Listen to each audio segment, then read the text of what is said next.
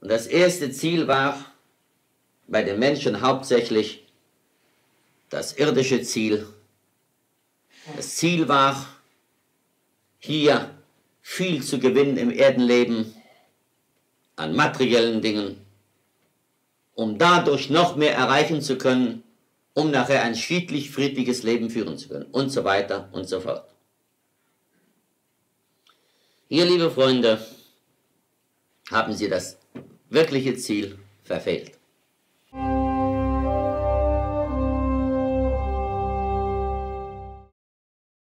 Es ist mir auch nicht möglich, Ihnen gleich heute all das zu sagen, was ich zu sagen habe. Und zwar einmal das, von dem Sie heute noch nichts wissen, auch nichts wissen können. Eines weiß ich, dass für Sie viel Gutes bereit liegt. Auch Ihr eigenes, auch das, was Sie verloren haben. Aber da müssen Sie den falsch gegangenen Weg zurückgehen, um das Gute wieder in Empfang zu nehmen, was zu Ihnen, zu Ihrem Körper gehört.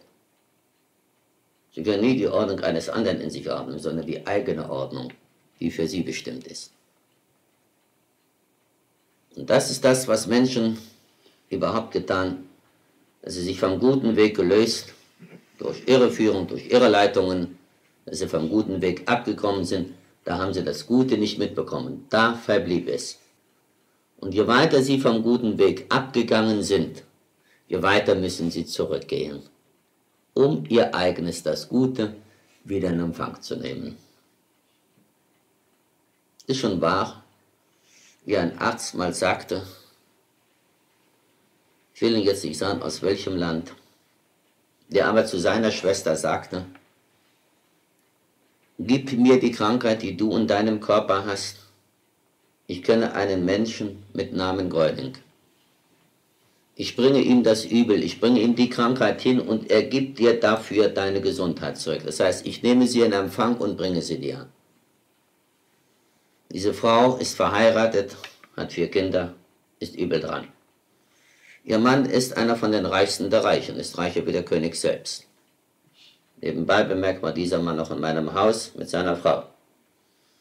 Seinen Schwager ließ er dazu nicht kommen. Die Schwester musste es verneinen, sie sagt, mein Mann lässt es nicht zu. Und so kam der Ehemann mit seiner Frau selbst, der alle Versuche angestellt, um für seine Frau die Gesundheit zu erkaufen.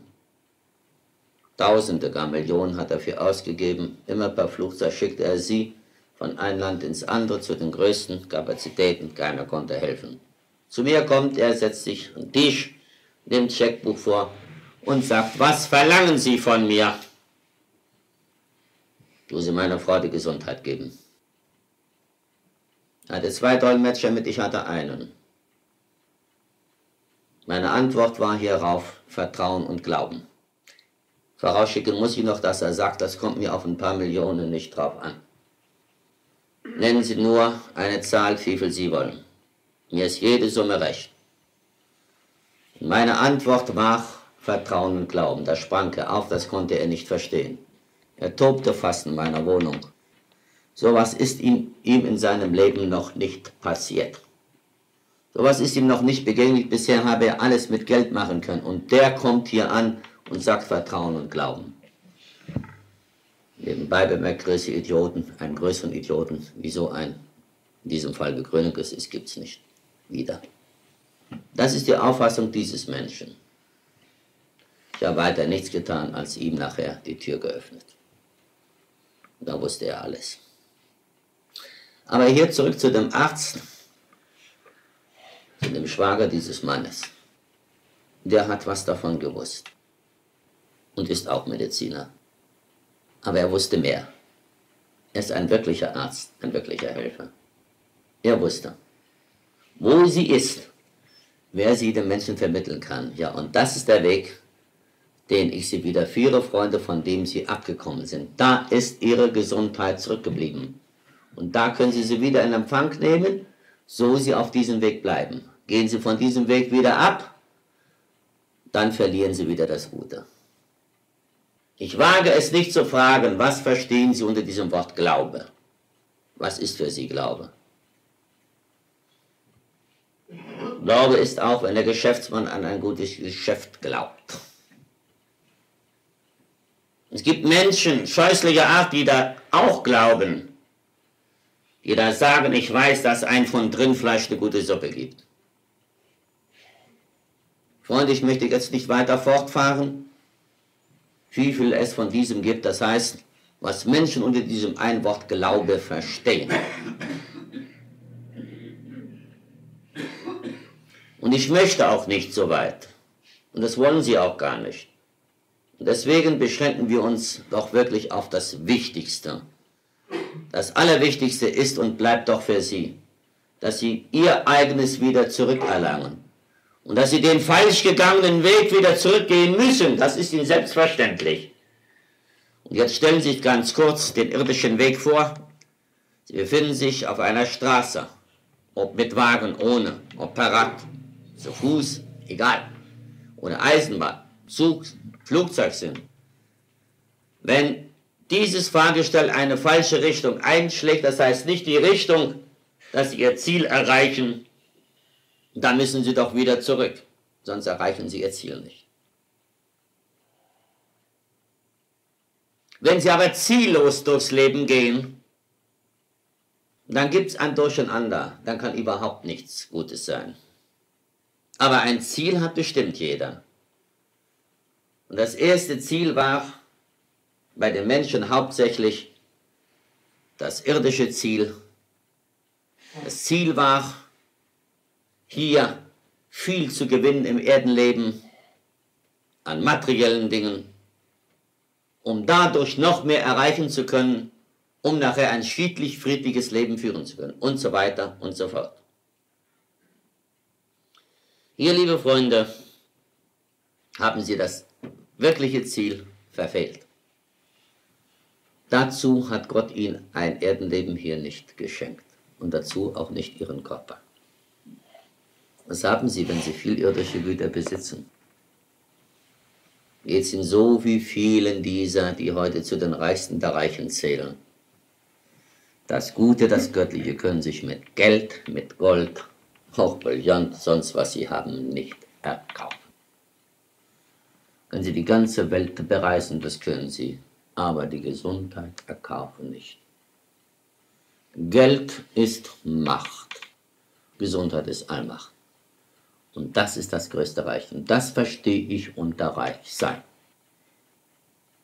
Wer ein anderes Reichtum bevorzugt, wer da glaubt, dass ihm das mehr sagt und mehr gibt, dann bitte. Mit denen habe ich noch nichts gemeint. Der muss erst eine Lehre daraus ziehen. Aber sie sind ja nicht so begütert. Sie besitzen ja nicht so viel. Sie sind in allem gesehen arm. Und sie können reich werden. Dann reich werden, wenn sie sich das jetzt erarbeiten, dass sie jetzt alles dazu tun, um wirklich reich zu sein. Und so sie wirklich im Dienste Gottes stehen, Gott gibt ihnen seinen Lohn.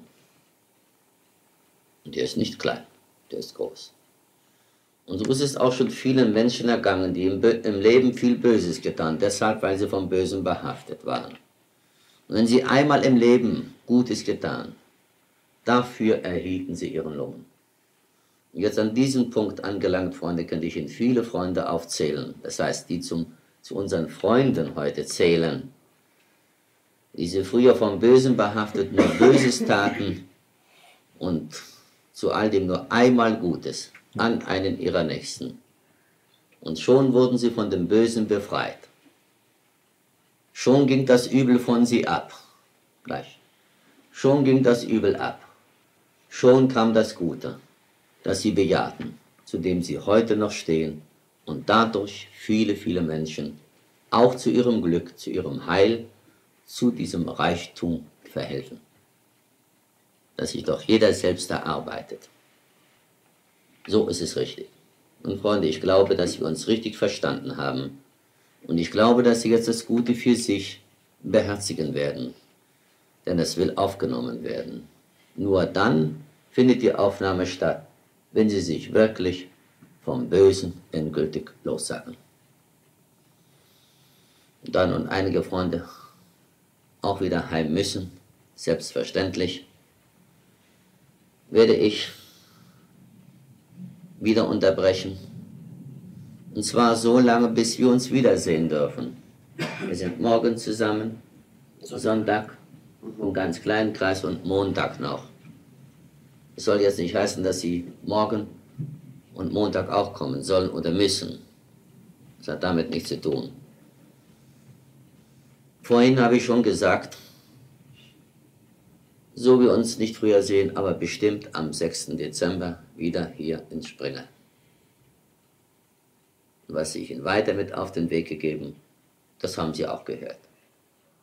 Also will ich vorerst schließen, aber so viel Zeit haben Sie ja noch. Was fährt denn das Ziegelchen? 41? 48? 42. 42. Na, dann haben Sie noch gut Zeit. Die Uhr geht etwas nach. 5 Minuten. Geht nach. Also ich wünsche Ihnen eine gute Heimfahrt und allen ein gesundes Wiedersehen.